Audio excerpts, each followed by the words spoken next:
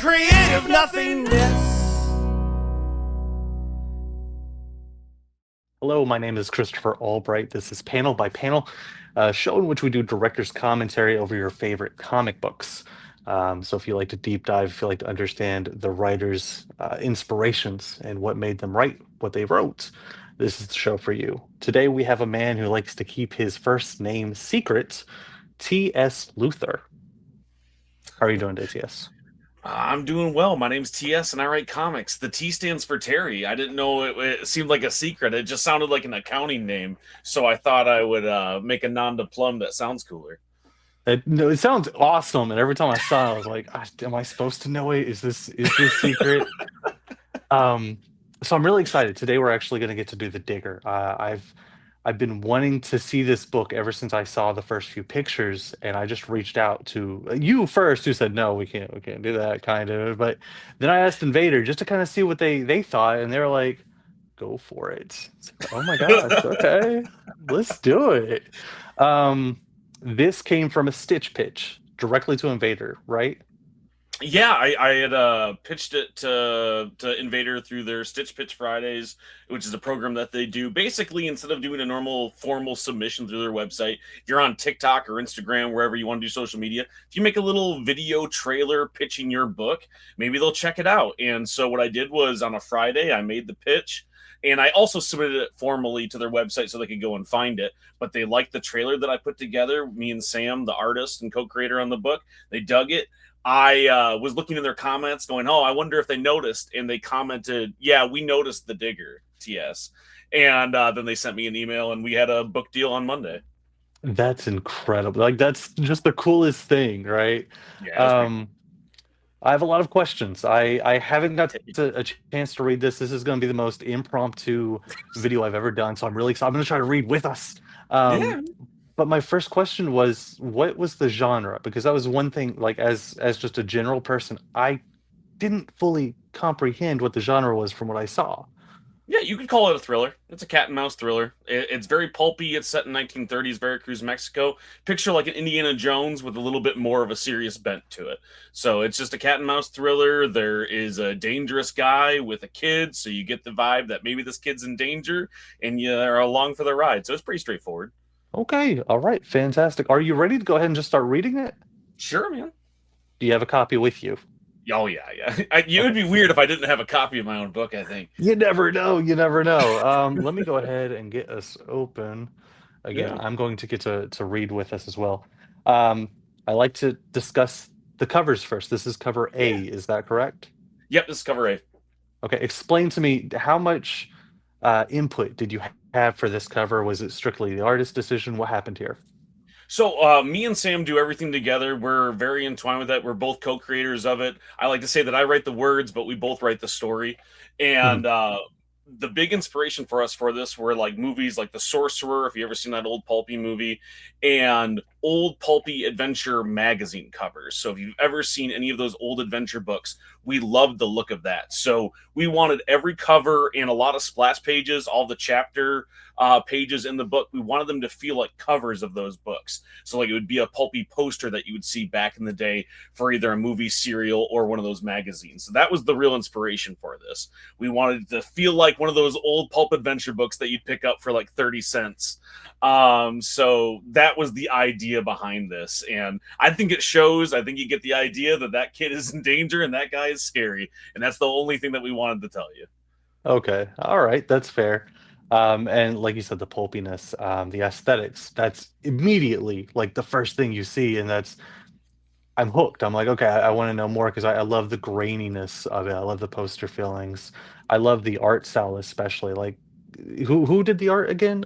Sam Sam? Gudlin, he's my co-creator on this. He was an indie artist out of Russia. He's done a lot of the indie circuit in Europe. He has some amazing books over there.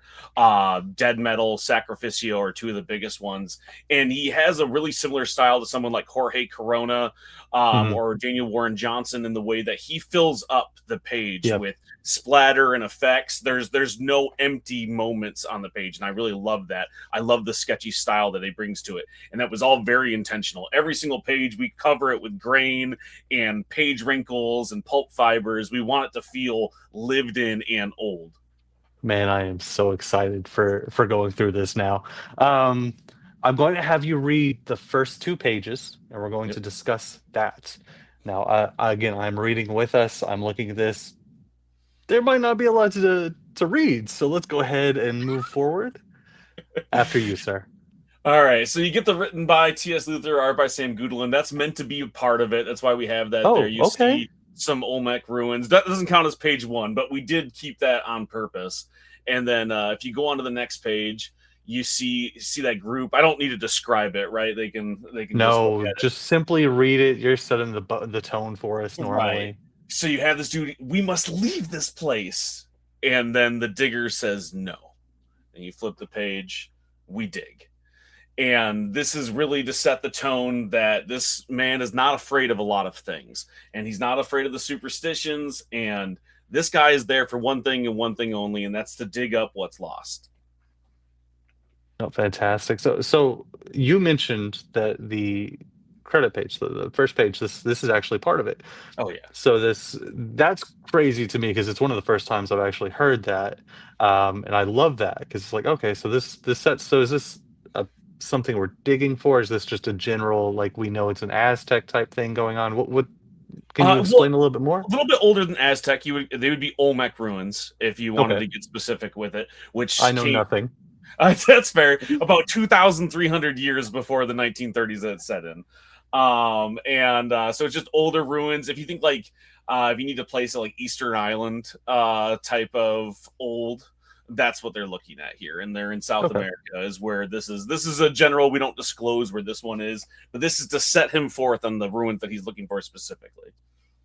And then we have the people. Now this is, I think, a pretty general type of trope where you have these are hired hands, Yeah. right? And then they want to leave because of something. Looking at the page, what exactly is happening on these little inlay panels for us? So you can see that they're wiping across and they see some symbols on some of these rocks. And this is a place that they don't Oh, go to. This is dangerous. People don't return from this place. They don't like coming here, whether it's superstition or people have actually died there. We don't really know. You keep it vague. They just don't go to that place. And the digger does not care because he's a brash American dude who has a shovel. which again, the fantastic part is the way that the those lines come in, right? It makes them look just even more awesome. Um, so that's our page turn. That's how we do everything for the first 2 pages. And Anything like else you'd if like? you've Oh, watched Indiana Jones, you know there's that famous shot when we first see Indy when uses mhm. the whip on the guy who's about to touch the tree, and we just see him silhouetted. That's fully an homage to that one frame. It's still incredible. Let's move on to the next 2 pages as I just oh, wait, no, this is chapter 1. Anything special here? Because the first one you said there was. Oh yeah, I mean the chat. We do all the chapter pages again. It's meant to be like a poster. We love the chapters. There's 4 chapters in it. There's 4 issues. Each one have a title. Each title means something. This one's called Chapter 1 because we meet the kid. That symbol does mean something, and Okay. plus we just like looking at that hat, man. It's really cool. This is so cool already. I'm so excited. Let's go on. This is the next 2 pages, and this is so I'm gonna ask some questions here in a minute, but I'm gonna let you go over this specific page here. Sure. So this is a double page spread. This was where me and Sam really started to gel because the way that I wrote it in the script, I was like, it'd be really cool if we could have one of those map pages where like they travel in Indiana Jones, and it was just one page. It wasn't even a one page splash. It was like I think it's like big on the top, and then we can have some of the market on the bottom, and that'd be cool. And he said no, and he sent back. Which is the thing that Sam does often to me is he'll just send back one word and then tell me the correct thing, and I love it so much. That's our relationship, and that's what he did. This was the first time he sent me how crazy this book was going to look, and from that, I wrote this into every single chapter. There's a map page that is a double page spread where you see that line as they travel towards those ruins, like Indiana Jones. And I can stare at this page all day. I really want to blow it up as a poster. I haven't had the chance to yet, but I will. That is But so cool. but yeah, it's like it shows that they're in Puerto Mexico, 1935. It's not called that anymore, but at the time, that's what it was called. And then on the Mhm. bottom, you see the market, and there's a woman making her way through the market market, and if you look closely in between those legs, you see the kid following her. We call him the kid. The kid does have a name. If you want to get a scoop, no one's ever told this before. The kid's name is Raphael. It doesn't matter. It does not come up in the book. He's called the kid because that's what the digger knows. It's fantastic. Again, this is where I'm going to ask questions. This is where Hit me, I'm man. taught one thing, or I've read one thing, and I go, well, how does it work? So anything I say, again, these are opinions. These are things that I don't know what I'm doing. I'm learning Don't to. worry. I'll tell you how dumb you are. You hit me, man. I can't wait. So first, to talk about this page, this is incredible. I love the idea that this is going to happen in all the different chapters, right? This is such a cool way to move your characters forward and make them feel that way. And then we get to see, the marketplace. We get to see what's happening just from this. This is doing a lot of work.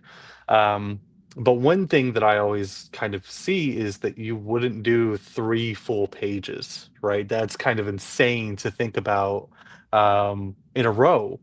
So you've already like scoffed. Tell me. Who You are told you welcome that? to go Where off. have you seen that? Have you never It like? just seems let's- crazy because I'm always told that there's so much real estate on a page, right? You can only do Sure. so many things, and so people are always trying to shove in as many panels as possible. There's panels here, sure, but we're Sure. doing 3, 4 things perhaps. Yeah, and that's the thing Tell is, me- you tell me say your you can only thoughts. do so many things on a page, and you don't want to fill up a full page splash. But I would argue that this isn't really a full page splash, like you said. You're seeing the market. You could lay this out in single panels. It could be one single page, and you do 5-panel layout, and that would be boring to look at. But it gives you the same amount of information.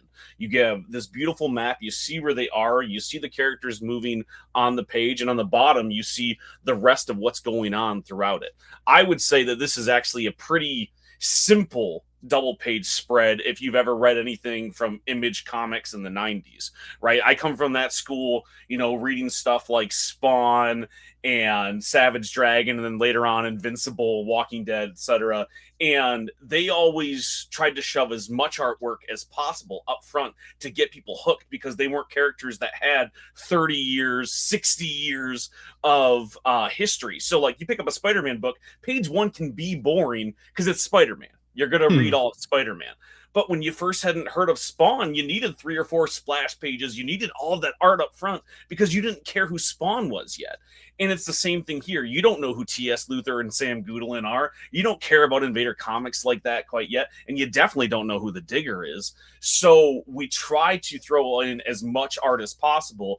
And one thing that Sam is really good at is throwing in a lot of details that seem like they're just part of the tapestry, but when you look a little bit closer, they're telling the story.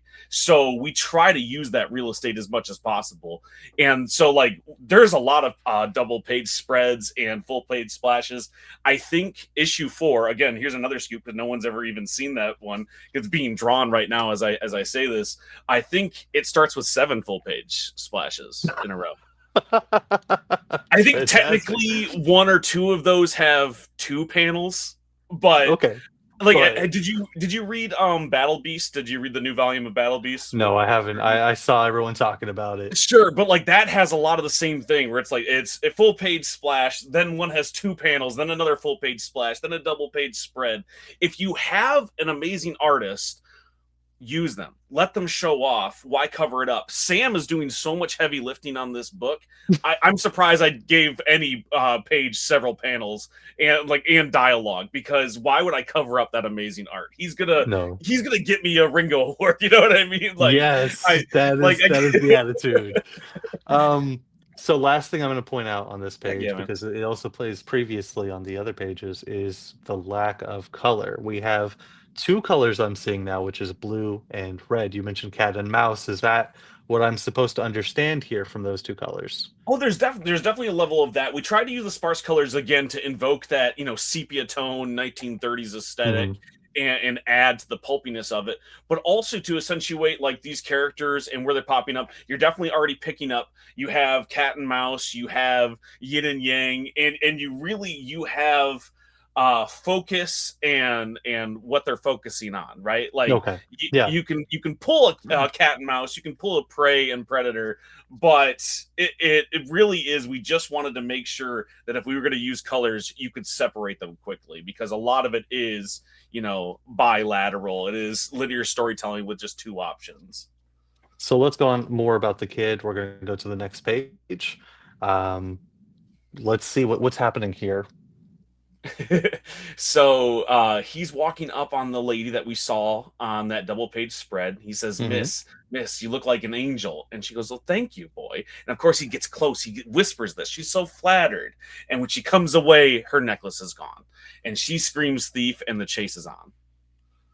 And then we have the chase that actually happens here from the cops. Yes. Um, so far we're learning just about him. We're learning about again the cat and mouse, which is so cool for me after you said that the first time because you see him the blue hat chasing the red, and that's I know that the digger's going to end up being red. Is that right? Oh, From yeah, the yeah. cigarette smoke. So it's just like, okay, I get to see this turn. I already can kind of feel what's happening. This is so great.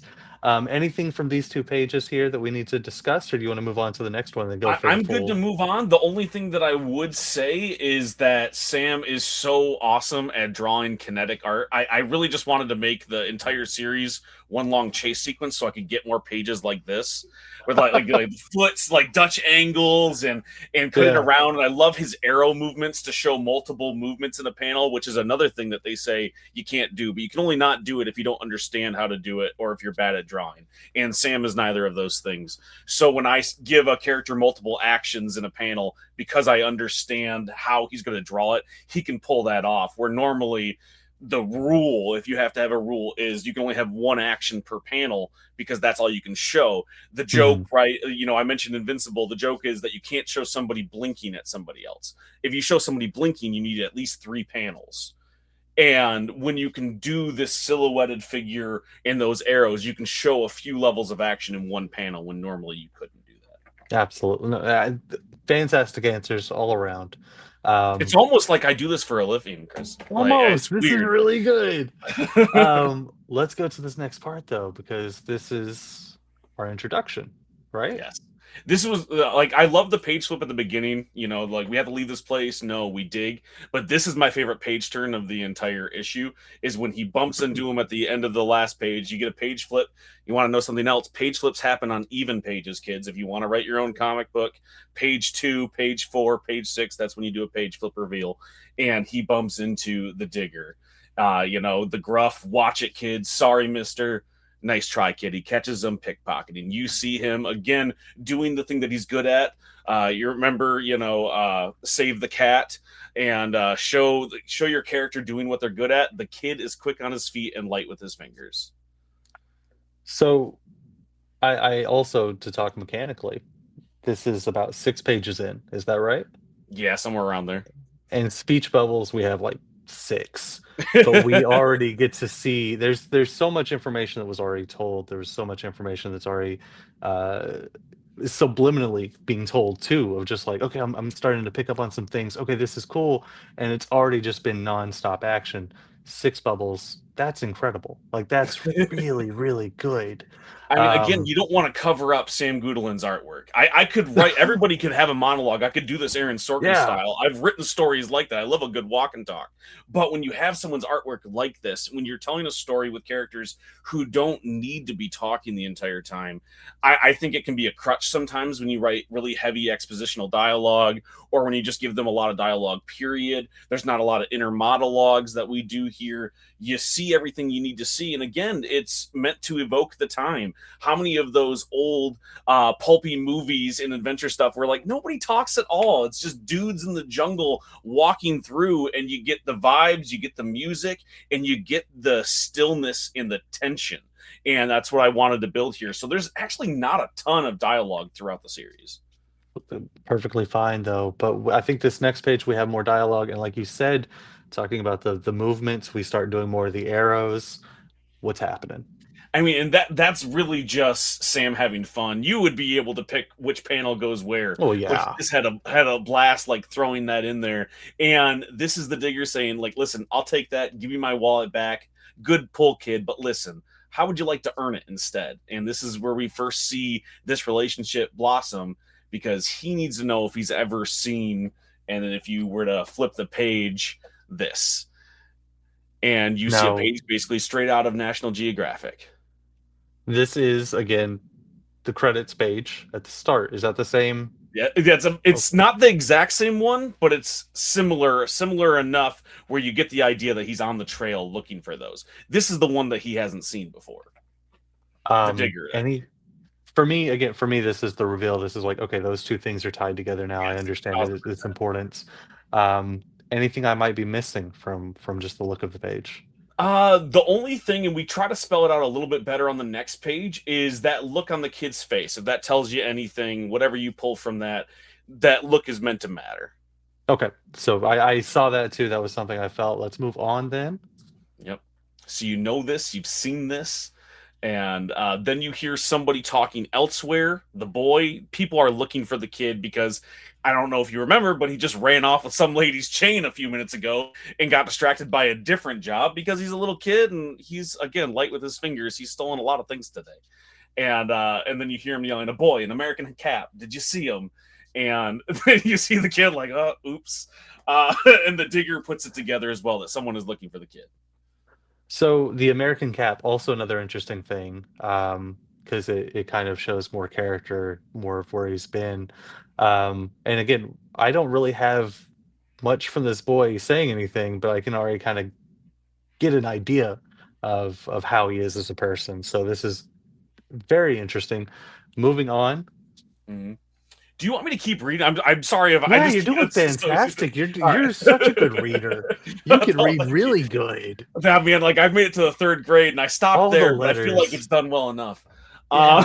So you there, American, have you seen a little boy with a hat? Yeah, I saw him. A little bastard took off with my wallet. Where did he go? Took off that way. Come on, I'll show you. Damn kid owes me $2. And this is where we get that adventure, that moment of, okay, did he just turn the kid in? No, obviously he didn't. You can see because of Sam's awesome paneling that as we drive down, the kid is looking out from some sort of hideaway. Yep. Which is our fourth splash page. The art here is incredible. Thank you. There's not much to say on, for me as just a reader. There's not much to say beyond, he's in this. Was there anything here in your thoughts when you wrote this down? Is there a reason this is a splash page actually? I mean, yes. I mean, I love a good splash page reveal. I love the fun. The one thing that you can do as a writer in comic books that you can't do in, say, like a novel is you can really control the pace of when your reader turns the page, and you can control it with reveals like this. So any moment that I can have a fun reveal of like, where is this kid hiding? You see the digger looking back at him. Are we going to see where he's at? And it's a fun shot of seeing this kid in a trash can. Like, I just think that that's a really, really fun shot. And this is the only page, I think, in the entire series I asked Sam to redraw because his art is amazing. Oh. We're always on the same wavelength, but he drew it in a way that wasn't as cute. Like you could barely tell that the kid was there, and I was like, "No, I need to see him peeking out. I need this to be a laugh. I need this to be a fun moment with the chickens." And he understood the assignment. The redrawing is something that I'm hearing a little bit more from more writers. A little bit of fear of discussing redrawing. You just kind of sit back and kind of let the artist take the wheel sometimes, and it can change entire stories if you do that. Is that something you've ever struggled with, or is that something you're going to be up front and center about? I think it's really important to partner with people that you can trust to let do their thing. When they make changes, those changes should matter. They're going to be making story changes for good reasons. And I work with a lot of people that I co-own these properties with. So not often is it just my vision and I need it to come to life. This is Sam's book as much as it's mine. We both own it. And so when he makes a change, it's usually for the better. And with something like this, the only reason why I offered to or asked him to change it is because the idea I had was quote unquote better. It worked better for that moment, and he wasn't particularly attached to it. But it's really important to just talk about it up front, make sure you're on the same page. And again, I've just been really, really lucky to work with really talented artists. I don't have to ask for a lot of redraws. I write my scripts in such a way where they really understand what I'm looking for. We're usually already on the same page as far as what changes would be cool to make to the script. My main thing is, as long as my page reveals are intact and you understood the vibe I was going for the page and the actions that matter to the story, you can go hog wild, do whatever you need to do. And I write panel to panel, very specific scripts. So That's what I was about to ask next was the detail. I'm gonna stop this real quick. I wanna talk about the Yeah. nuts and bolts of that script writing for you. I've read scripts in which it is just a couple of dots, right? It's just like, "This is what I wanna see on a page." There's, like, 3 things, and then I'll fix the words later, worry about the writing of it later for what everyone's gonna say. But you're saying that you're very detailed in your panels. So, Yeah, so very like the that, script, you what you're send. describing is Marvel style. So, Yes. obviously it's changed since then. They write a little bit more, but the idea comes from Stan Lee calling up someone like Jack Kirby, going, "Jack, I need 4 pages of Hulk smashing stuff, and then on page 5, Spider-Man swings in, and I'll make him say some stuff. Good luck." And he'd hang up, and that's what you would get. And now there are people who have expanded that. It's a little bit more of a hybrid. They put the dialogue on there a lot of times. I do what's called full script. I call it panel to panel because I've seen full script that's even, still less descriptive. I do page 1, panel 1. This action needs to happen, and this character says this. Basically, like a play. Like you would have the stage direction there and then the dialogue attributed to the character. That's how I've always written my scripts. I learned to write that way from people like Matt Fraction. I studied a lot of his scripts when I was first writing comics years ago, and that's pretty close to how he did it. And I've studied other people since, but that's the way that I go about it. And if a change needs to be made, it's always up to the artist to let me know that we're going to do that. If it's not something that's going to change the vibe of the story, they just go for it. And if it needs to be fixed later on, we'll do it in pencils. I don't ask for a lot of changes once inks are made. If you're asking for a lot of changes when inks are made or when the book is colored or when it's being lettered, you weren't doing your job as the writer and the director of the story, in my opinion. And it's too late. It's now your job to try to fix that with some dialogue if it needs to be changed. Fantastic. Very truthful answers too. Let's move on, and you can read some more of the script. Sure. So we get the kid climbing out, but now he's got money. Very clearly, the digger left him what was actually in the wallet, and we're going to earn some cash here. And the kid goes and buys some groceries. He's running home to Grandma. Grandma, I'm home. I bought food. And I also went to the doctor's too. He wasn't home, but I'll go back tomorrow and get more of your medicine. That's the most expositional thing I've ever written in this entire series. And that is the most that you'll get for exposition. If you don't understand what's happening, it's because I never wanted to write another balloon like that. But that's how an excited little boy comes home to his grandma to talk. That's how I talk to my grandma. I would just dump all the information. Grandma, this is what I did today. I saw a frog, then I ran through the trees, and then I went for a sled ride, and it was really fun. What are you doing? Can I have a popsicle? And so this is him really excited. However, the kid's life is a little bit less exciting than mine, and he, had to steal some stuff, and then he went and bought her medicine and some food that they wouldn't normally have. And then he yells, "Grandma," and we see on the page flip, and feel free to stop me if you want to go over anything on that page. No. But yeah, and then we see that Grandma is bedridden, and the reason why the doctor wasn't at home is because the doctor is there. And "It's okay, darling, I'm okay. What happened?" And then the doctor is explaining she collapsed, hanging clothes. Your neighbor came and got me, and lucky she did too. He tells her, "I'll be right back, Grandma. Come have a word, son." And very clearly the doctor, he's taking his hat off. This is not going to be good news that the kid's about to hear. To stop us real quick and not Heck not yeah. to ruin the scene, but also here seeing the money, I think the digger is a great guy so far. You mentioned some issues earlier about the digger. I'm just like, he's cool. Like he gave the kid money. He smokes a cigarette and tells people we're gonna dig. I'm a fan of If this you guy were to so just far. see this guy, you're like, it's Indiana Jones. Indy is the He's cool guy. so Indy is cool. fun. Yeah. Yeah, and he didn't turn the kid in. He let him steal some stuff. Like this is awesome. He's rad. He's my hero. Yeah. Exactly.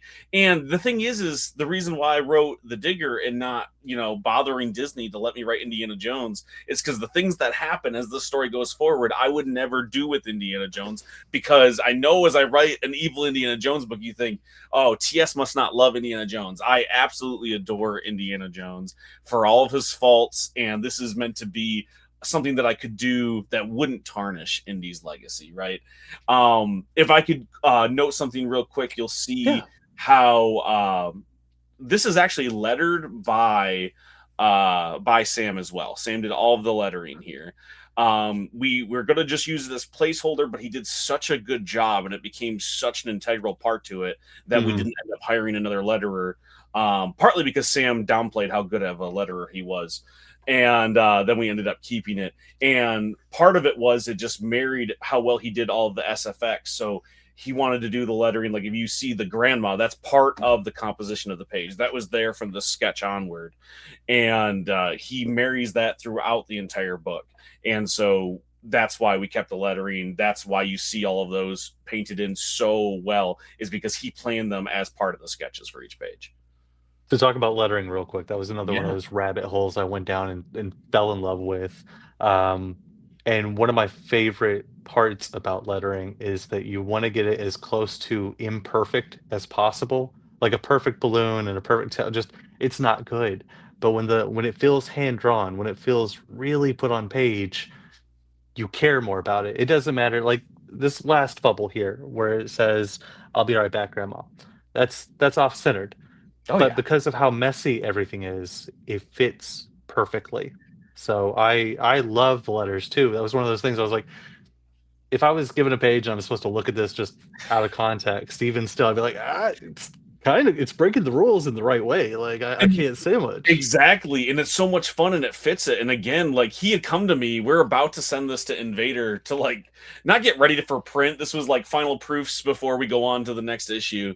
And he goes, "So who are we hiring for the letter?" And I'm like, "What do you mean, who are we hiring for the letter? I just sent this to the publisher, buddy." Like, and he was like, "Oh, but it's so imperfect." I'm like, "It works so well, especially with like the hand drawn bubbles, like you said, it's off Mhm. center." He does a thing that's really fun where it's like as a character gets more erratic, they're not even in the balloon fully, and like he does it in a way that's still very readable, but it just shows like the dimensions of what are happening so well that I couldn't have even told a letterer, "Hey, could you do it like this?" And it's really inspired. I'm really impressed by his lettering on top of everything else. Absolutely. Moving forward, let's see what Yeah. happens next. I hate to say this, but their conditioning is worsening. Soon the medication will not be enough. She needs treatment at a hospital. And the boy's like, "Is that?" Yes, it is quite expensive. And speaking of, and then you see the handoff of most of the money. I don't know if it's Mhm. that clear, but that's the rest of it. Like that's the chunk that the digger had given him. And as he walks away, "I can make arrangements for a treatment if you can get the money." And the kid breaks down.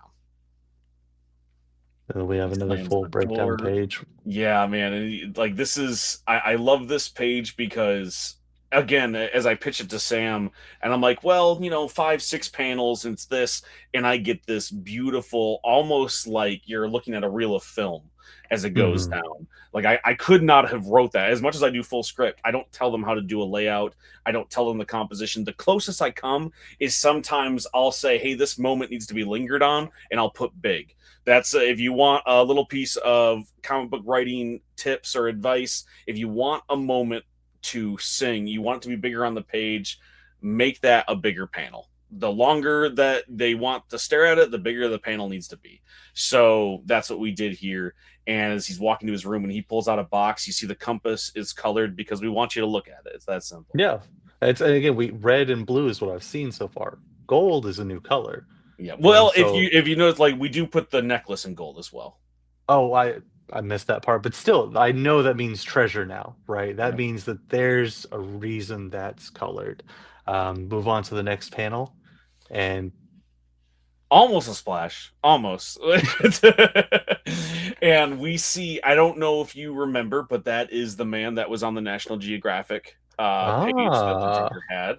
And we see that it is the boy's father. And he's there with his mother on the lap. And we see the compass and we see the National Geographic magazine certificate.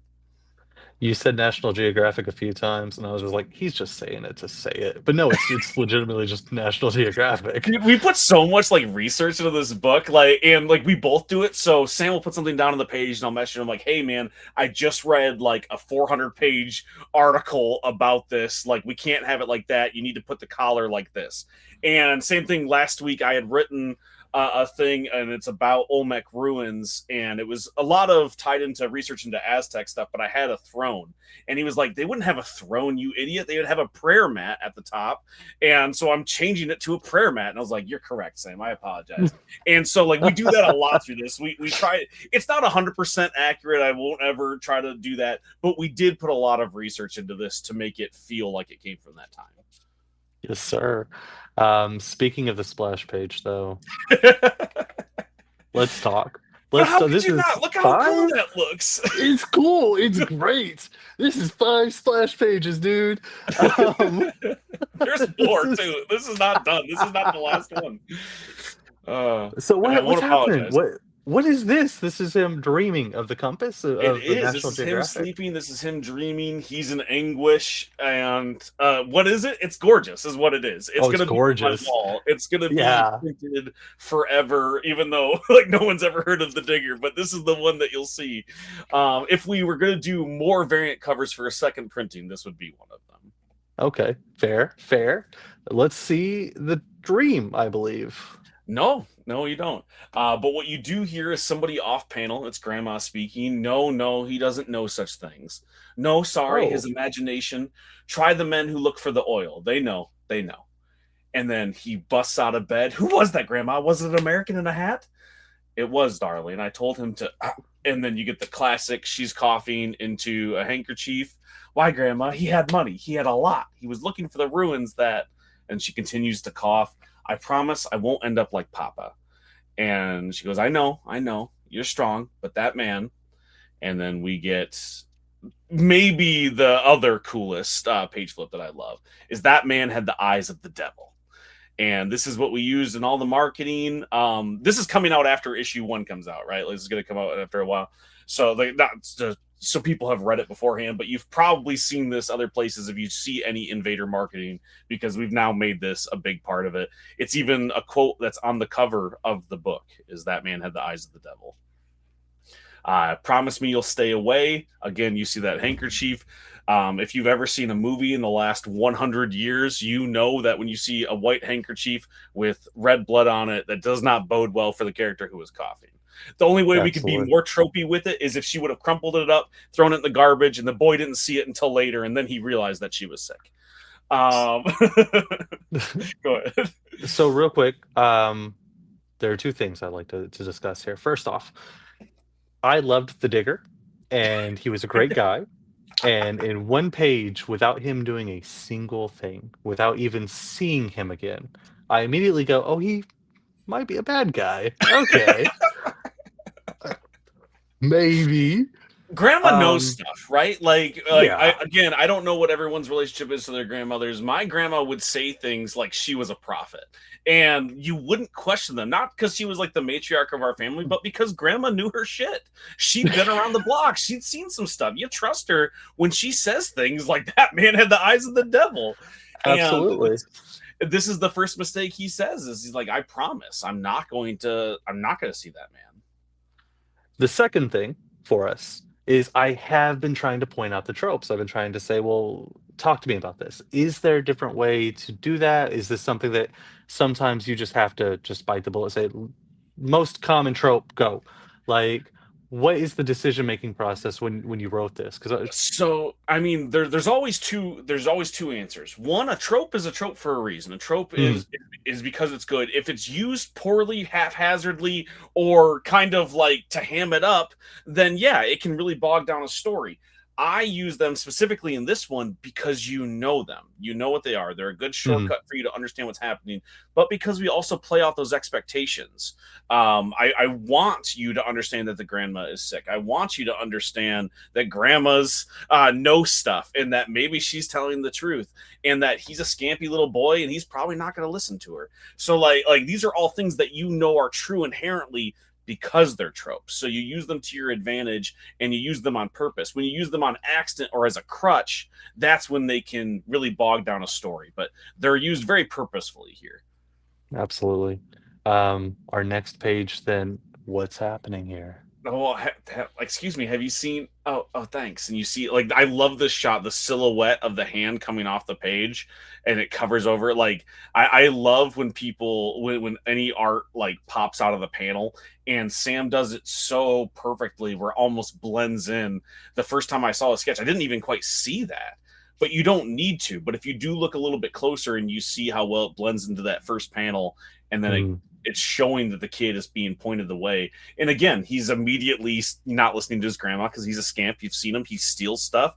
Of course, he immediately goes to start looking for the American because grandma's sick and grandma's a good lady and he's going to get paid. He doesn't have the eyes of the devil. It's going to be fine because it has to. Are those bars on the window? Oh, yeah. Is there... Now, I understand, you had a reason to go back historically, but did you also mean to put the bars on there for any artistic purpose? I don't know what you're talking about. There would never be a reason to show a character behind bars. But for sure, right? No, definitely. Like, I mean, partly it's a barrio. You're meant to see that, like, this is a place. This is not necessarily the best neighborhood in that city, and partly because we wanted to again continue that theme of what Grandma said. Like, why that man is behind bars. It might be subliminally, but you're going to pick up that maybe that man belongs there. And it's plus, like, how dude. You're already see, like, you saw him in such a fun indie light earlier, and now you see him. He's peeking out from a thing. He's already doing something way sketchier than he ever was before. Just him looking out, even just that one eye showing, looks way more sinister than he ever did that you saw him earlier. Yeah, absolutely. And then we move into it. Yes. You see him, he's washing his hands. He hears the kid yelling from outside, "Mister." And he goes, "Thank you kindly for your help, fellows. Too bad you didn't have the information I was looking for." And then he gets cut off. "Hey, good to see ya. Are you still looking for the ruins, mister?" I'm like, "Well, kid, it depends on if someone can tell me where the damn place is." And he goes, "I can do you one better." And he slams down his dad's compass. "I can take you." And again, I love this shot. You don't know why he's washing his hands. He's almost shirtless and just immediately goading the kid into being like, "Well, if somebody could help me," which is how you coax a kid into doing anything, whether you're sinister or just a dad trying to get your kids to eat their broccoli. Like, I don't know. Maybe if someone ate their broccoli, I would be able to get us some ice cream. Now, the shot itself also, I have no specific reference for this, but it reminds me of like an old Russian movie where I'm like, this is a dangerous person. Like, just the lighting and the way he's wearing that tank top, I'm like, oh god, okay, all right, it's blue. I feel like I should like him, but dangerous. Oh man, you're not wrong. Let's go ahead. "I'll meet you at the road at sunrise." He doesn't even wait to hear anything, doesn't check in. He's like, "We're on it. We're going to do this tomorrow." He goes, "Okay, see you then." And again, you see that look. This dude is already more sinister than we saw him before because now he's not playing it up for the kid. He goes, "You know what, fellas? Never mind." You see him lighting his cigarette. And then flip the page. Flip the page. "I have a guide." And you saw what he was doing inside of that room. Those are the men that look for the oil that Grandma was talking about. That is, oh my goodness. Now it moves, I guess, is this another chapter situation, or what's this next page that we're about to go to? So I'll spoil a little bit for you. I know you've only seen what we've shown you here. I'm but watching. every This issue, is real time for me, by the way. exactly. Every issue has a flashback like this. Over 2,300 years before, we see another Olmec ruin there, and we see a bit of that Olmec society that we're looking for. You see two young kids walking up a hill. They see there's some sort of procession, and they are carrying some sort of idol towards an Olmec structure. Structure is all you could really call it because we don't know. We weren't there. And that is how it ends. Is that right? That is how issue 1 ends. That was fantastic. That was such a fun read. Oh my goodness. so much. I enjoyed that. Any other thoughts about this? Anything that while you I might be a little bit biased. I like it. I think it's done very well. And I think that if you enjoyed it, again, we've given you more than we would give most people. Go and pick up issue 1 if you can, and go pick up the rest of the series. But if any of the tips or anything like that sounded interesting to you, these are not secrets. I know people have come on your show and gone, well, I didn't like when this was done, or I didn't like what that was done. I wanted to change this, but I didn't have time. There's answers like that. And the thing is this isn't our first book. I know you might not have heard of me, but we've put out many books. I've put out, just myself, I've written close to 50. Sam's drawn a little bit more than that. We've done a lot of books. I like to say that indie doesn't mean amateurish outright. And there's a reason why a publisher picked up this book. And so please give it a chance. If anything seemed interesting, pick it up for Sam's art alone. Like, there's not a single page that, again, I didn't write this book. I found it. I would put this across my wall because Sam's art is so gorgeous. And the rest of the series is a lot of fun. And you don't have to read 56 issues. They only gave us 4 because no one's ever heard of me and no one will give me more than 4. So we made sure we wrote the entire story for 4 issues. To that point, also, like you said, this is one of the first times I've heard someone so confident come on and simply say, "This is why I did it. I don't care that there were 18 splash pages. You got the story. It was good. It just kept moving." Like, no, this was a night and day difference. This was fantastic. This is the type of person that you want to support if you enjoy the indie comics and you want to see more of this kind of thing, because this is someone who cares about their craft and was inspired to research and do all of these things, the fine details, the minutia. This is what we care about, and this is what's here.